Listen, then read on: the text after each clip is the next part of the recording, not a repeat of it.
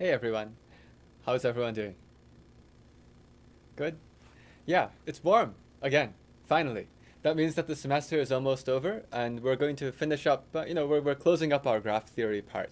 So last time we were talking about how many trees there were, and we found this really remarkable fact that somehow the number of trees is the number of vertices, n, to the power of n minus 2. And that's nice. I mean, what's the chance that something that nice would be true? Quite low. Well, now the goal becomes to prove such a thing. Now, in order to prove such a thing, what we need to do is we need to find some way that we can efficiently count these trees. And last time what we had talked about was, well, you could conceivably, in a tree, you could conceivably go and say, find the largest vertex, right? Let's just recall a method that we had last time. And I'll even give that one a name. So last time we had a way of encoding a tree. Last time, we had something that I'll call a parent code. These are called codes because it's a way of expressing the tree in some shorter code form where we can say from the code you can get the tree back. And the way this one worked was where the largest vertex is the root. Largest vertex is the root, and you write down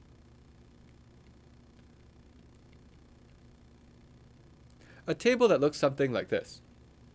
You can say there's a vertex, and you write down its parent, right? And you make a table. The table ends up being n minus 1 across,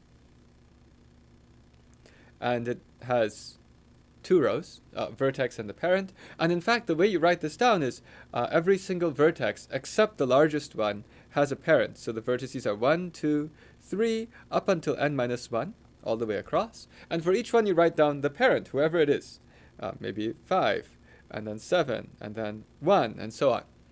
And what you do with this is that you would then use this thing to construct a tree. This would construct a tree where the vertex 1 has a parent of 5, the vertex 2 has a parent of 7, and the vertex 3 has a parent of 1, and so on. And of course, this is only part of the tree, but I could just keep going. Did that make sense? Like, that's what we did last time.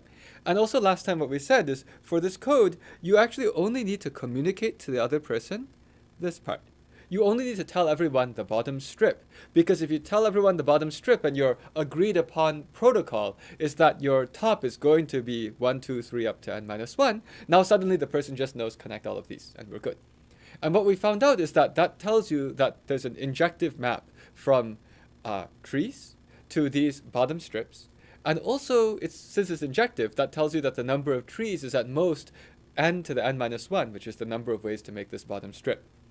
But that's not what we want. We want n to the n minus 2. So what's the issue? The issue is that somehow you are possibly getting n minus 1 edges. I say the word possibly because you could have some weirdness where if I wrote like 2 and then 7, and over here there was a 7 and underneath it just so happened to be a 2, that's totally not a tree because I just put the same edge twice. So what you can see here is that although for every tree you get one of these strips, it is not true that for every strip you get a tree. So I'll just make this comment. But, oops, wrong pen. But, although each tree gives a distinct,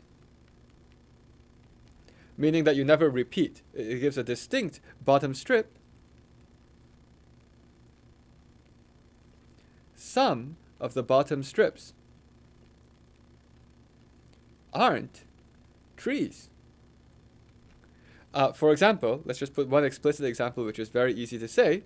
It's if the bottom strip started with 2 and then 1. Actually, there's an even easier way. If the bottom strip just starts with 1, it's like, no, this is a very bogus tree. What do you mean 1? Then you have an edge from 1 to 1, and that's not allowed in a tree. That's even easier. Let's just say, or if it just started with a 1, and there's like ... other stuff. you're already dead. So what you're seeing here is that the number of trees is strictly less than the number of these bottom strips. Too bad, not very useful for counting.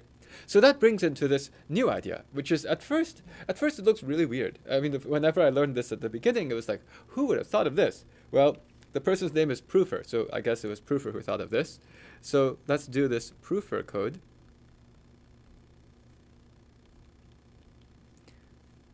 So the way this one works, let's first talk about an encoding mechanism, and then we need to go and start proving all kinds of things about it. We need to show, for example, that the encoding always can be done. We need to show that the encoding never gives you the same thing twice. And we need to show that every possible outcome of the encoding is a legit tree. A lot of things to prove.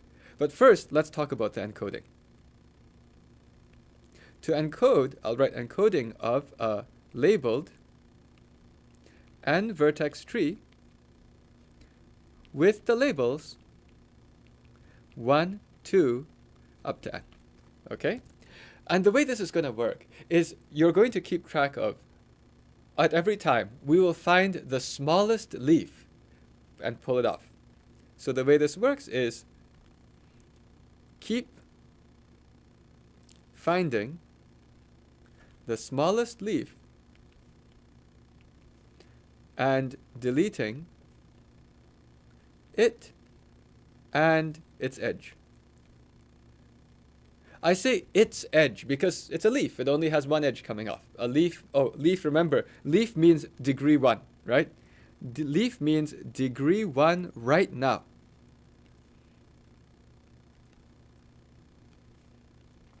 Okay, and remove its edge. And at the very end, you'll just have one vertex left. Ignore that. Finish with one vertex left.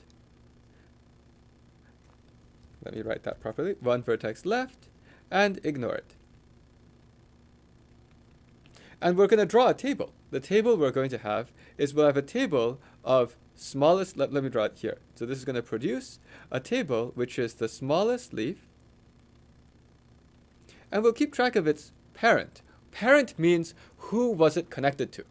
Who was it adjacent to? Because a leaf has degree 1, a leaf is adjacent to one person, one vertex. I'll actually call it its neighbor. And its neighbor is well defined because it has degree 1, so it has exactly one neighbor. And we'll make a big chart like this. Okay? And the chart's still going to be n minus 1 things across, and it'll be 2 things up and down. Now, hopefully it's not running too much into my head, but we can see it here. And I'm going to do an example first, and then we'll start to go and analyze some interesting properties about this. At first, it looks like this is going to be worse because we have 2 rows. You know, last time we did pretty well by having no first strip because the first strip we organized where it was in order 1, 2, 3 up to n minus 1. Suddenly, I need to have 2 rows. But don't worry, we'll find other ways to compress this. Okay? So let's do an example. Well, let's just draw some kind of a graph. So I'm just going to draw degree 4 there, degree 3 there, 2, okay, close enough. We drew something. And let's put some labels on it, okay? Let's put like 1, 2, 3, 4, 5, 6, 7, 8, and 9. So here I am. I have drawn a tree, and I've labeled it with, I've labeled the 9 vertices, 1, 2, 3, up to 9. So let's go ahead and try to draw this Proofer code. Well, let's draw this table first. Actually, the table is called the extended Proofer code. We're going to compress that down. All right? So it's actually called the extended Proofer code.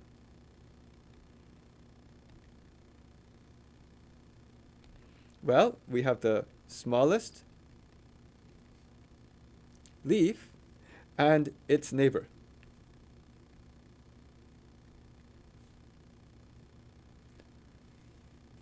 I don't know how long we have to make this thing. We'll see. So, just to make sure we're all on the same page, can someone tell me what would be the smallest leaf here? It's not 1. 2 looks good. So the smallest leaf is 2, and its neighbor That's 7. Okay, did that. And once you did that, now you're supposed to say that one's gone. Let's use this thing. Gone. So that one's gone. What's next? Now what's the smallest leaf? Let's do this together because this is interesting as you start to do it together and look for patterns. I see 4's, okay? So 4 is next, and 4's neighbor is 7. Okay, let's get rid of 4. Gone. What's next? Just like type it into the chat, it's cool. I have to read also. 5. I think that 5 is reasonable. So 5, and 5's neighbor is 1. Okay, gone. Okay, and the next is it 6? I think it's 6, right? So we take out 6. I promise you this is going to be interesting. So 6 disappears, its neighbor is 3. Okay. Now what happens? It's kind of weird. You kind of take away things from all different parts. You're just picking apart this tree. The next one is 7. Now it's like we flew over there, but now the important thing is you see this 7. 7 used to not be a leaf, but it is a leaf now. So now I can take out 7. And 7's neighbor is 1. Okay. So 7's gone. What's next? Now it gets interesting because 1 comes out. Because now 1 is exposed. Like 1 can be taken out. So let's take out the 1. 1 is the smallest leaf, and its neighbor is 3. Okay. 1's gone. Now who's next? Who's the smallest? 8. 8, not 3. So the smallest is 8. Hey, I did it right. So I mean, I left approximately the right amount of space. 8 to 3. That goes away. And then now who's the smallest leaf? 3. 3. Yeah, just the 3 that's there. And its neighbor is 9. Okay, and we just finished this. This is gone. There's one lone vertex left. We ignore it. Okay, now that we have drawn this, it is true that if you were communicated this whole thing, if somebody gave you this whole thing, then, you could figure out the tree. Also, it's pretty clear that it's well defined in the sense that for every tree has a leaf. I think we proved that at some point. Like every tree has a vertex of degree exactly 1. So it's always possible to go and make this code. All right? So now what we know is that for every single tree in the world, I can make this code with 2 times n minus 1, 2 times parentheses n minus 1 things. And so the number of trees is less than or equal to n to the power of 2 times n minus 1. We saw that already. That's not useful. But the interesting thing about this code is that if you already agreed that we're going to communicate with this code, now we're going to play the game of compression. Now, if you think of compression, there are various kinds of compression. There's a zip file, .zip. If you make a zip file, it has the beautiful property that when you unzip it, you get back whatever you had before. It's nice. Zip is called lossless. You get magically a smaller file size, and it has exactly the same information content as before. There are other file formats like MP4 or MP3.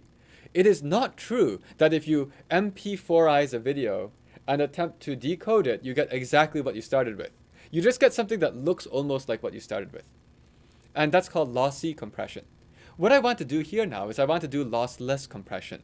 Meaning, I want to say we're going to agree that we're going to communicate these long tables. Hey, but is there any way I can save on some of the communication? Does anyone see anything obvious that you could be like, given that we're going to agree to do this procedure, you can leave some of these numbers out when you're telling the other person. In particular, there's one number which is staring at us inside this big table that you could have been like, yeah, duh, that number's always going to be there. You don't have to tell me. Braden. We don't need the last column because we know that we're going to end with 3 and 9. And obviously, 3 is going to be the last 3. Okay, so one thing at a time. Let me go one step at a time. The 9.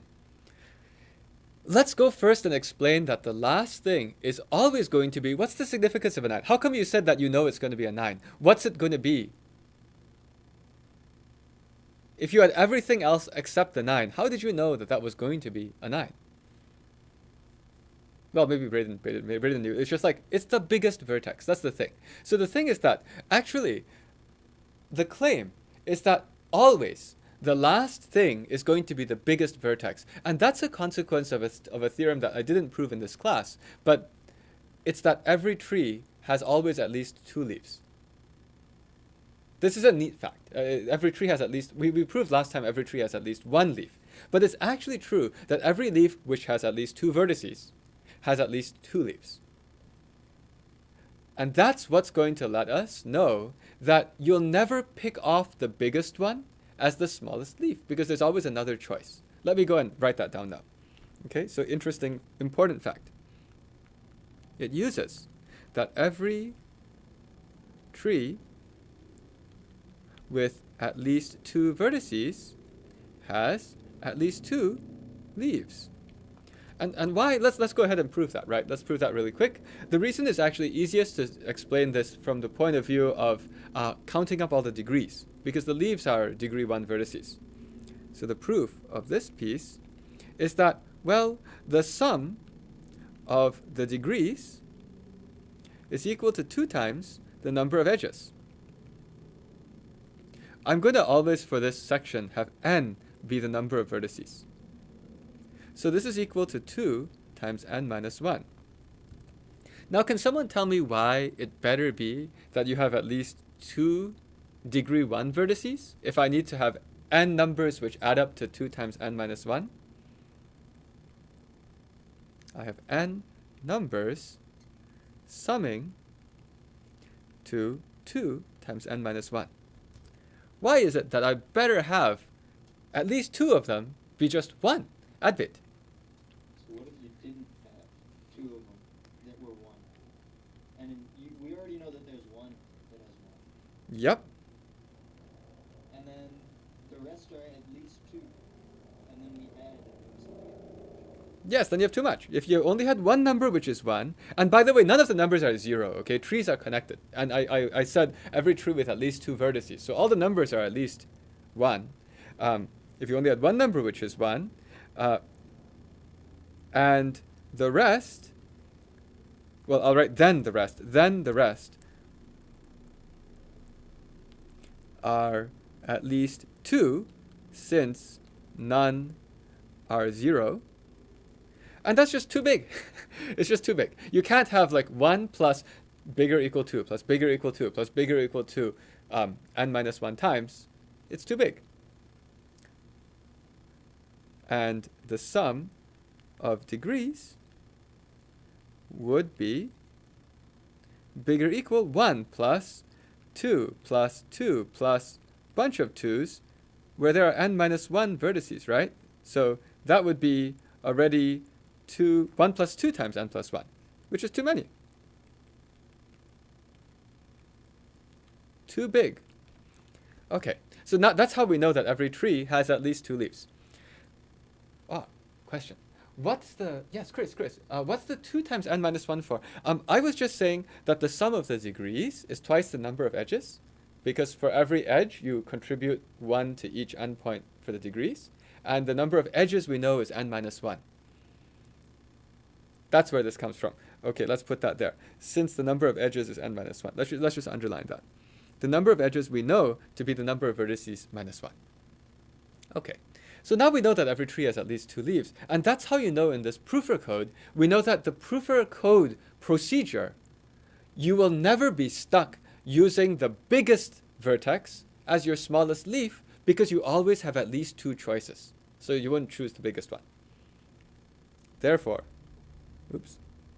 so in the proofer encoding, you'd never be stuck with just the biggest vertex as your only choice for smallest leaf. Smallest leaf. And so the biggest vertex will always be the last one standing, right? Remember, we go all the way until the very end, and the last one standing is actually that one in the bottom right corner. So the biggest vertex will be the last vertex left.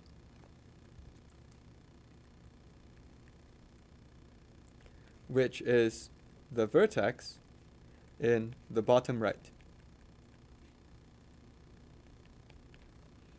Okay. So now we know that the bottom right vertex doesn't need to be communicated. It will be the largest vertex. Oh, wait, but if somebody just gave you that table, how would you know what's the biggest vertex? So this is almost like one of those like Sudoku problems or something. It's like I have this pattern, I've got this table. Just a second, how did you know it was even 9? You don't get to see the tree. You just got this table. How in the world would you, from the table, figure out that 9 was the biggest vertex? Remember, we're playing the game of you just got this thing and there was there's a hole. You got this thing and there's just a hole down there. How would you know that it should be 9? You don't even get to see the tree. There is a way, actually. Sean. It's the smallest vertex number not in the top row. Oh, that's one way of doing it. It's the smallest one not in the top row because the top row is everything else that got taken away.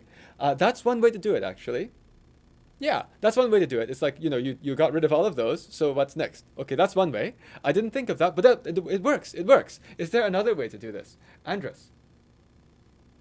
You can just count the number of columns and add 1. Yeah, I was doing that. Again, there's nothing wrong with what you just said earlier, Sean, because that is true. I was doing something more simple, which was like, look, I can just count the number of columns that I have because that's going to be n minus 1 because I'm assuming that I start with a tree and do this encoding. Therefore, if I start with a tree, do this encoding, I'll get n minus 1 columns. I'll get vertices minus 1 columns. Therefore, let's just count the columns. That's vertices minus 1. Plus 1 on it, that's the number of vertices. Stick the number down there. Both ways, totally legit. So now what we've just found out is that if somebody gave you this table and was missing the last square, you could still figure it out. So with that, now let's go and try to do something a bit more sophisticated because Braden was saying you can also do it missing that thing too, missing the entire last column. For that, I'm going to redraw this table. Well, actually, I won't. I want to look at it right here because I want to see it with the tree here as well. Okay, so the first thing that we know is we know that if you, how do you erase this? How do I erase this safely? Okay, that's close enough. We know that if you communicate this, you can decode safely. Now the next point is, Braden wanted to also remove this. You want to ghost out that 3. How would you be able to conclude? Suppose somebody just gave you this without the 3. How would you have been able to know that they meant to give you a 3?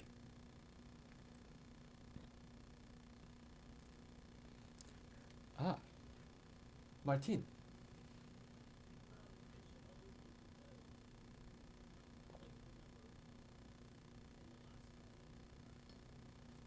It should always be the number in the last column, okay. But how do you know it should be a 3? Because we don't have this up there. I'm saying all you see is this table. Because you end up with just 2 points, and so you know it has to be like the one below the 8, so like the second to last column in the bottom. Okay, I see. So what you said is, look at that. The 8 had a neighbor. The neighbor was a 3, so it has to be that 3, okay? That's one way of concluding that 3 is still at large, that 3 is still there to be taken. But there's something I want to say, it's a little bit, in this particular example, what you said worked, but there's a chance if you had a different tree, it is entirely possible that in the other tree, the 8 was actually connected to the 9. It is actually conceivable, because you have to deal with any tree in the world. If I just took that edge and didn't have the 8 go to the 3, but if the 8 went instead directly to the 9, now in that situation, I would actually have written a 9 here, but it would still have been a 3 there. I'm saying like if I just change this tree, where I take that 8 to 3, pull it off, and stick an 8 over here, connect it to the 3, I would still get this exact same picture, except under the 8 would be a 9, and then I wouldn't want to put the 9 up there. So there's something slightly different that I want to tweak there. Another thought. Andrew. Well, 3 is the only number on the top row that isn't 9. Aha. So you could say that. So that's another way, right? So this is just like one of these sleuth problems or like Sudoku or whatever. What you just said is, you know what this top row is? This top row is all the smallest leaves, and I am picking them off. Therefore, I expect that the top row is going to be a complete set of everything except 9. And that's related to the idea, Maxine, you were bringing together, which was somehow that the 3 is this leftover vertex. How do you figure out which one's left over? One way is you said, I see it there, therefore I know it's there. That worked in this example. But in general, what you can say is, you know, the top row has n-1 numbers in it. It has n-1 different numbers in it. And I can see n-2 of them. So let's just go pick the other one. Pick the not 9. So what I'll say is that this thing here, the last column's top number, that is just whatever number is missing from the top row among the set 1, 2, ... n-1.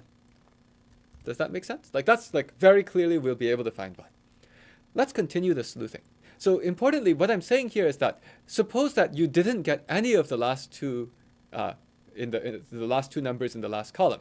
If they didn't give you anything about that, you can actually figure out what the one is on top by just saying what's missing from the top row. And then you also just slap the biggest number on the bottom. Well, the biggest number meaning count how many columns there are. This is an empty column that still counts. It's an empty column. And you count the number of columns and you plus 1 to know the number of vertices and stick that vertex there. Well, let's continue uncovering this. So what I'm going to do next is I'm going to attempt to transcribe this table, but I'm going to leave out the number on top on the second last column. So I'm going to attempt to rewrite the table. Okay, it's going to take me a while. So suppose I had the table 2 and then 7, 4 and then 7, 5 and then 1, 6 and then 3, 7, 1 and then 1, 3,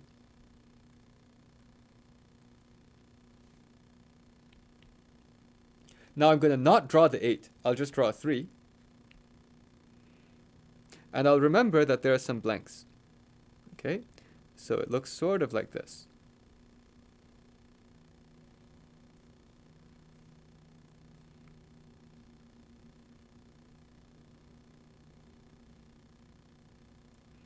Okay. Now, the question is, oh yeah, we did know what that was because we saw it in the previous thing. But suppose you didn't. Suppose you had this puzzle. And you know that the way this was always done was that the top row was always the smallest leaf. And the bottom row was its neighbor. Can anyone think of a good way that you could try to figure out what is that next missing one? Suppose we're playing this game again. This is this game of like how to figure out what's missing. Is there any way I could do this? Braden.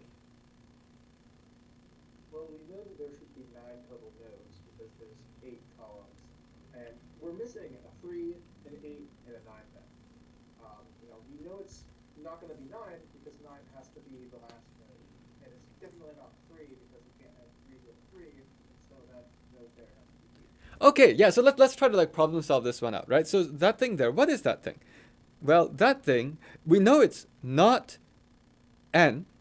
I'm just using n to represent the biggest one. We know it's not n. Let's put a parentheses, 9. Since that's never the smallest leaf. We already established that, okay?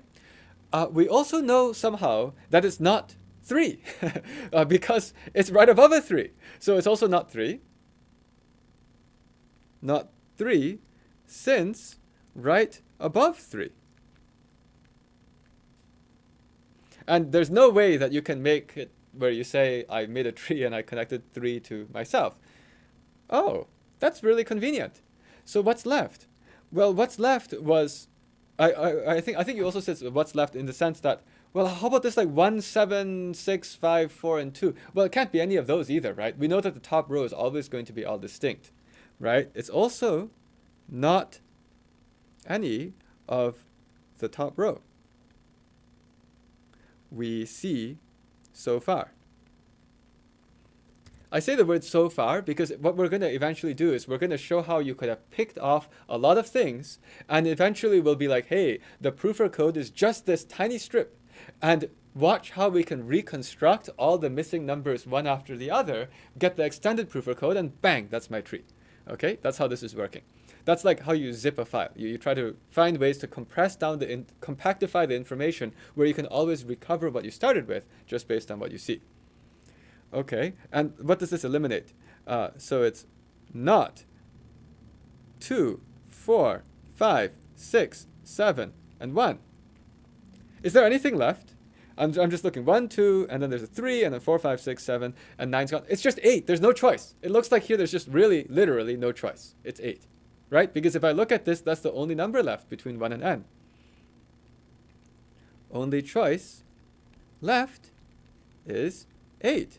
So that's how you know that you don't have to tell anyone that top one. By the way, we need to see that this is rigorous in the sense that it always works. So let's just do a few more of these to see if I can actually find a way to communicate less information, but actually let the recipient decode it Sudoku style. Okay? So now we've gotten rid of that one. I want to get rid of the 1 also. So I want to keep getting rid of stuff. So I'm going to attempt to redraw this picture, except I'm going to lose one more thing in the top row. Here goes. So it's 2, 7. Oops, I only go back 1 now. 4, 7, and then 5, 1.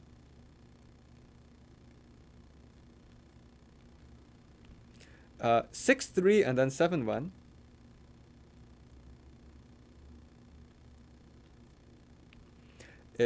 Now, I'm not going to write the 1. I'll write 3 and 3.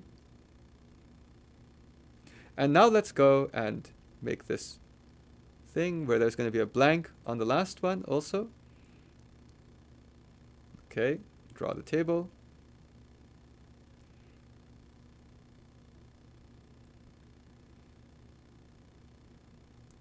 Question mark time. What goes there? And the point, by the way, is if I can concretely say that is definitely whatever it is, then I can use what I did before and continue to work forwards and fill in everything else. So now how could I do that? Now it starts to get a little bit more complicated. Actually, let me start again with what Braden said, because that's a good starting point. Braden said, question mark, well, it's not the 3 under it. Right? That's not okay. You can't be the 3 under it. You also can't be the 9, not n. This is the same thing we wrote last time. Not n, not 9. We also know it's not any of the top row so far, which is 2, 4, 5, 6, 7. Okay. But now what? Now it gets a little bit more complicated, because obviously it's like last time I had some extra piece that I was not. Actually, there are 2 possibilities now. So it could be, what are the 2 possibilities? It could be 1 or 8. Oh no, there's an or. Now what? Because I'm supposed to say that I can definitively know which one it is. How would I know whether it's 1 or 8? This is where this is one of the tricky pieces in this proof. Chris. Sorry? In this case, it doesn't matter. But that would be a problem. It would be a problem if it doesn't matter, because I was trying to claim that by just not telling you that, you could definitively know what sticks there. And I would say it is true, it doesn't matter if you didn't mind too much about some of the keywords here. We were taking off the smallest leaf and its neighbor. So I need to use the fact that you're really following the procedure. What am I getting at? Let's see, more ideas. So I see, another person, Jack. I guess in this case, it's like there's 2 adjacent 3s, right? So both 1 and the 8 were attached to this 3. They were the smallest at some point.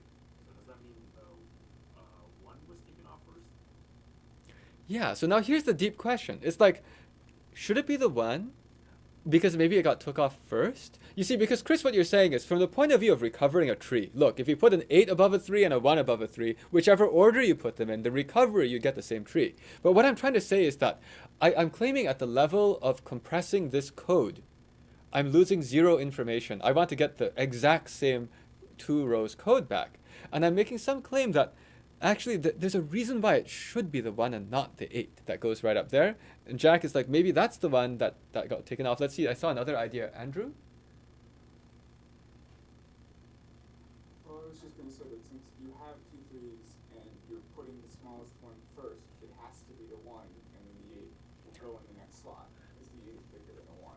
Yes. So the thing is that because I somehow have 2 choices, I should pick the smaller of the 2 because I was taking the smallest leaf. But the reason why this I said is that one of the hard points is like, you know, indeed I have 2 choices, 1 and 8. If I knew that they were both leaves, then I would be okay with this. Like if I actually legit knew that they were both leaves, then it's like, of course it's going to be the 1 because, you know, I'm supposed to have put the smallest leaf. But here's something really powerful.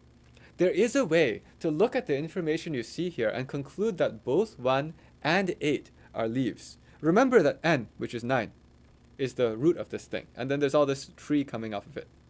Okay, 9 is the root. And when the tree comes off of it, actually, the way I like to think of it is, let's do it computer science style, and draw it like this. Okay, so we have this tree with stuff coming down off of it, off of the biggest one, off of the 9. Now there's a reason why if you look at this chart, you can say that after you have already gotten rid of all this stuff, all that stuff is gone, then in what's left from this on out, like the vertices that still survive, that haven't been removed yet, what are they anyway? Let's write that down. Who's left? Who's still left? Let's start that first, because I want to kind of bring everyone together on this. Suppose that you have already, done this, which is called remove the smallest leaf and the edge to its neighbor, do. And now I have this last bit. I don't know what's going on here anymore, so I'm pausing time right after removing 7 and its edge. Can anyone tell me a complete set of which vertices are still in play?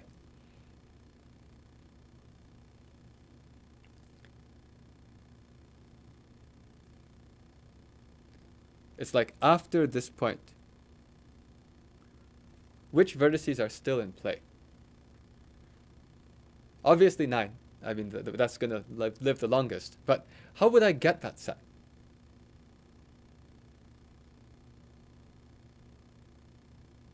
Brayden. We could just pick the numbers that we haven't got in the first 5 top boxes. So that would be 1, 3, 8, and 9. Yep, we go 1, 2, up until n. Somehow subtracting sets always looks like that. I always want to write a minus sign, but anyway, it's like that. Take away the top row so far.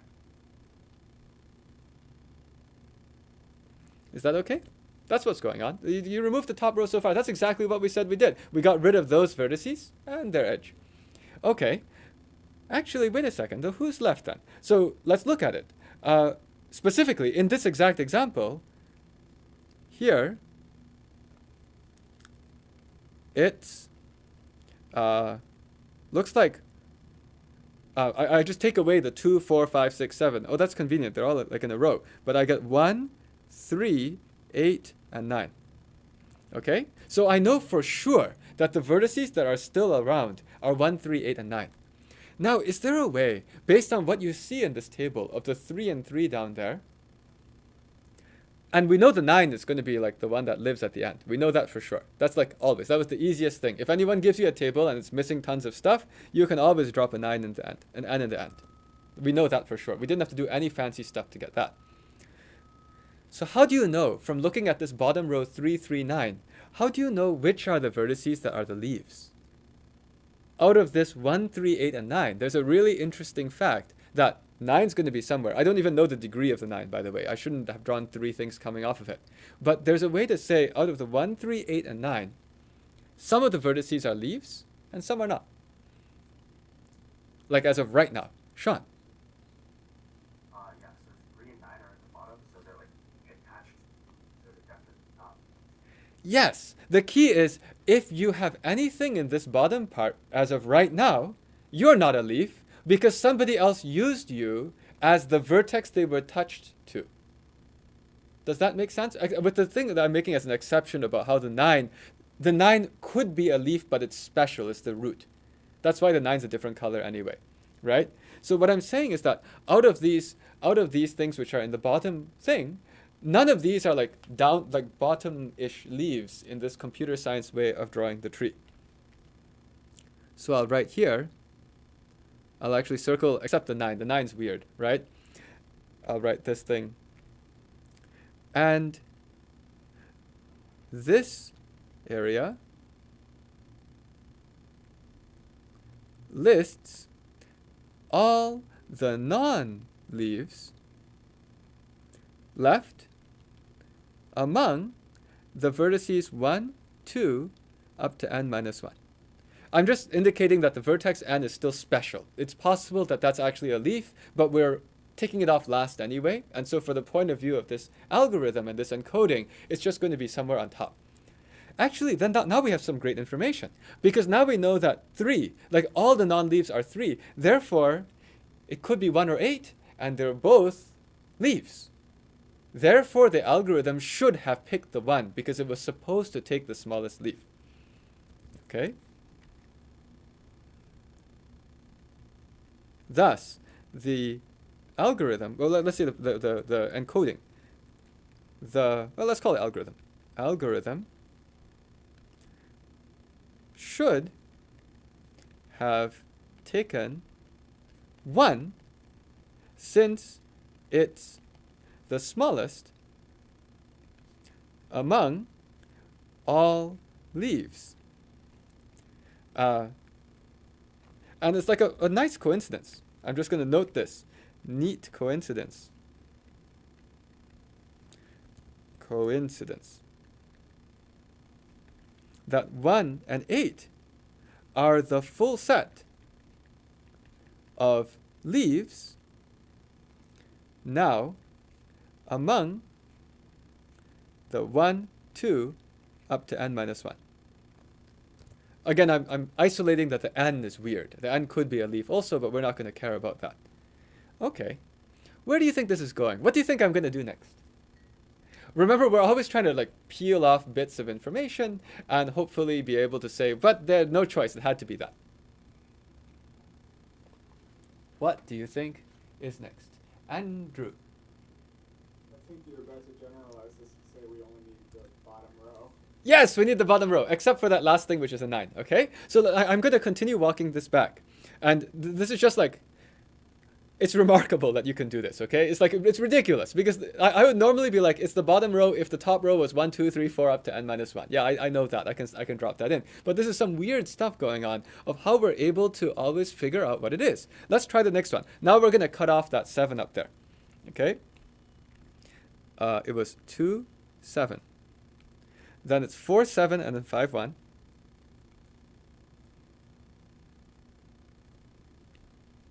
Then it's 6, 3, but then I'm going to have a blank. 6, 3, and that's the end of my top row. Now the bottom row goes 1, 3, 3. Okay, now let's go and draw this whole thing.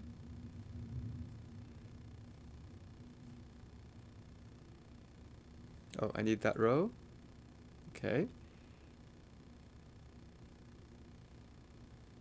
Okay, now the key question is this one. That's supposed to look like a question mark. Okay. What happens now? Can we let's like write down what we had so far. Okay. Question mark. I'll just repeat what we did. So it has to be not 9. Yeah. I'm not going to completely repeat. Okay. I'm going to write it's not n, which is 9. That's fine. We know that because the n is the last one to be removed.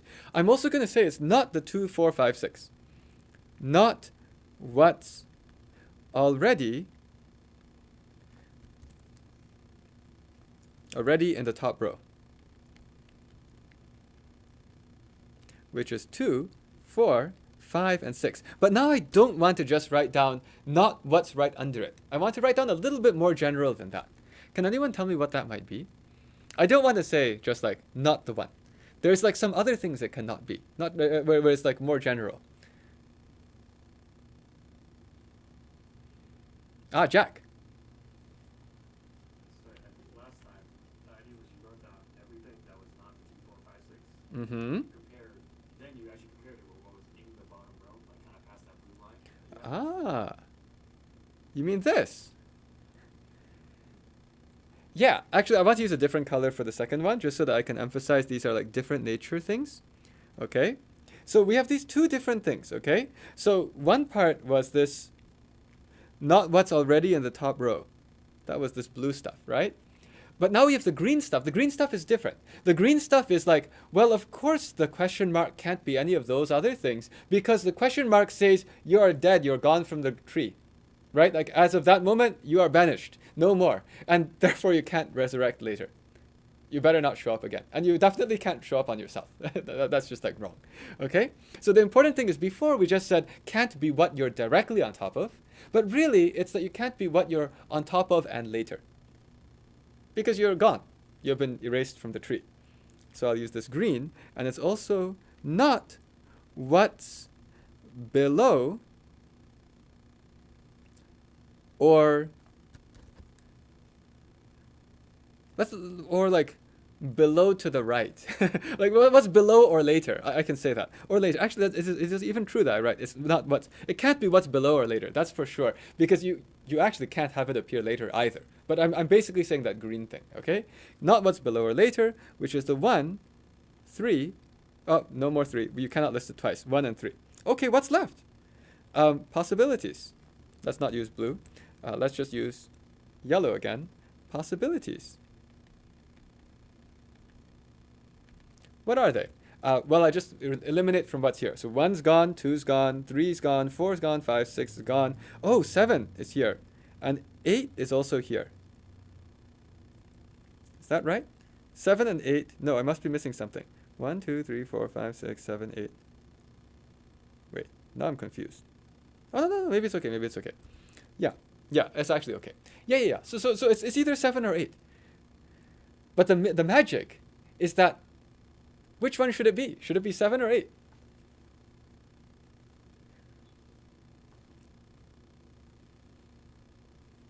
Braden, 7. A bunch of people are saying 7. It's actually because, miraculously, if you look at this, you actually know that 7 and 8 are both leaves. It's what we just said before. Because if you look at this picture, based on what happens at this break line, this break line, I'll use this white now. What happens at this break line? At that exact point, what happens is after this break line, what happens is that there's a 9. 9's there. 9's always there. And then you got like some stuff that maybe comes off of it. But 1 and 3 are the ones which are still intermediate nodes because somebody else hangs off of them. After this, 9 goes there. And 1, 3 are the remaining intermediate nodes.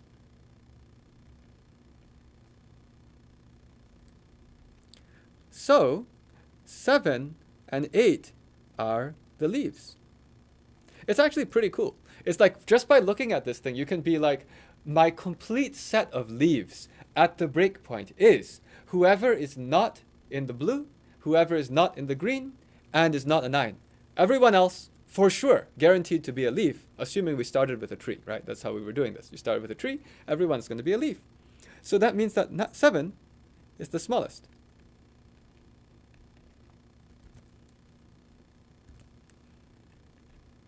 And that tells you that it's a 7. So now, so far it looks like we're pretty lucky. It seems like no matter what, we're able to find something. And if you can see what's going on, we have just found a way to get the top row back. And now let's do it like where I just write for you the bottom row with up to this 3, right? I won't write the 9. So let's just show how you can do the whole decoding with just like 7, 7, 1, 3, 1, 3, 3.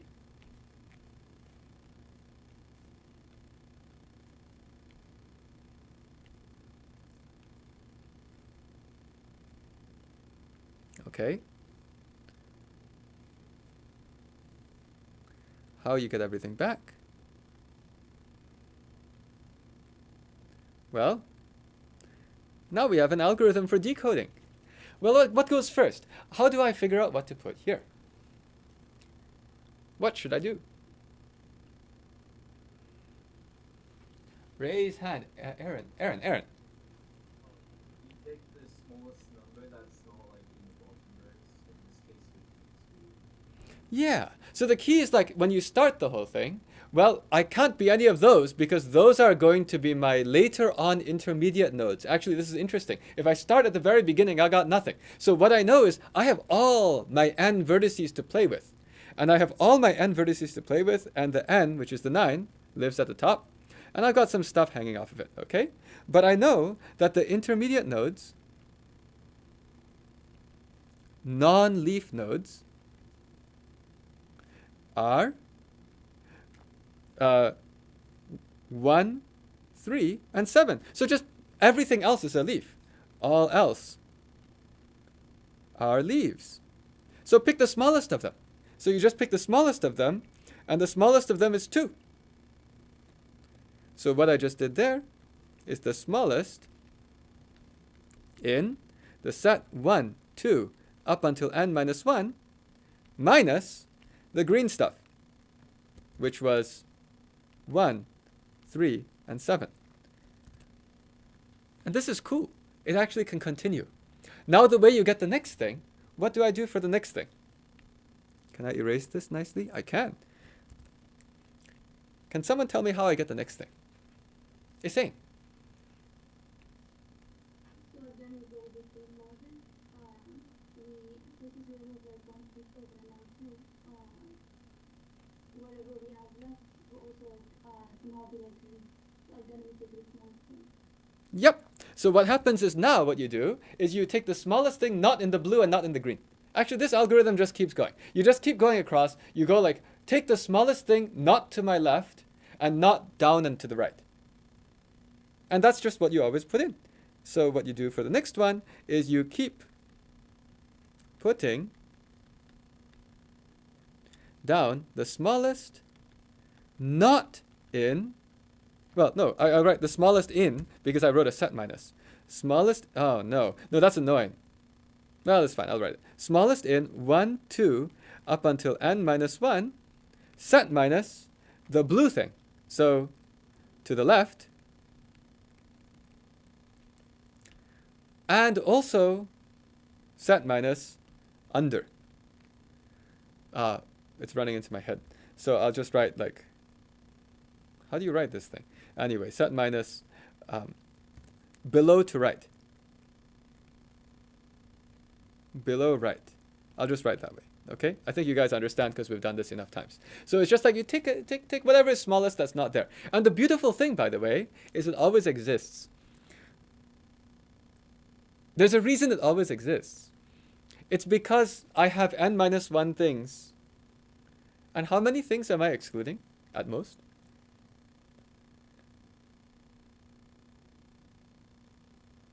What's the most things I can exclude between the blue and the green? N minus 2 columns. So there's always a choice. We'll talk more about that next time. But the key is that it just works. And if you just do it, let's go. Let's have some fun. So what's the smallest that's not in 1, 2, 3, 4? 4. It has to be 4. Right? I'm just doing it now. I'm just doing it because it's relaxing. So what happens in the next one is like the smallest one outside of the 2, 4 and the 1, 3 stuff looks like it's 5. You see, this is really powerful. Hopefully I don't make some dumb mistake. But now the smallest thing not in 2, 4, 5, 1, and 3. 1, 2, 3, 4, 5, 6.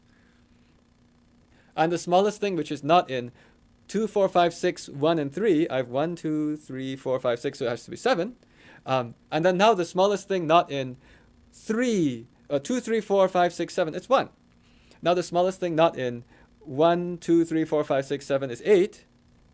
Okay, and then now the last thing that goes here is the smallest thing that's not in all those to the left, which is a 3, and there's a 9 under it, and you got the whole thing back. I hope. Let's look. Is it? Yeah, it looks like it. 7, 1. Yeah, I think so. 1, 8, 3. Yeah, it works. Okay, so I just did proof by one example. And what we'll do next time is we'll go and continue and explain. So first of all, this is super cool. This shows that all you have to communicate is that bottom bit. That's super cool. That is the proof for code. And what we'll do next time is we'll go and use that to show, actually, that lets you encode every tree uniquely. And every single bottom strip is a legit tree. And that will finish this. All right, see you guys next time.